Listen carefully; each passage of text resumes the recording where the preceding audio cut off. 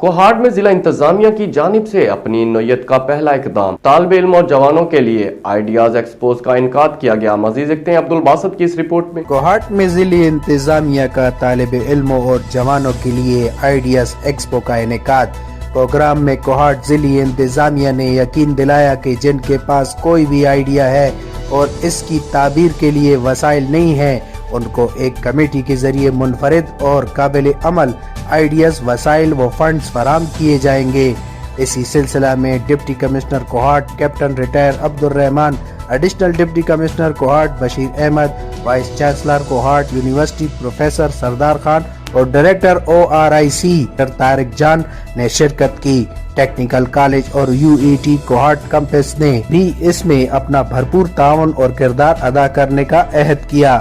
یہ اپنی نوعیت کا پہلا منفرد اقدام اس لیے بھی ہے، اس میں تمام ضلع کے جوان، طلباء اور دیگر شہری اپنا کوئی بھی آئیڈیا، ریسرچ، بزنس تجویز یا کسی علاقے کے مسائل کا عملی حل لے کر آ سکتے ہیں، جس کو ضلعی انتظامیہ وسائل اور دیگر سہولیات مہیا کرے گی۔ عبدالباسط، تاج نیوز، کوہاٹ۔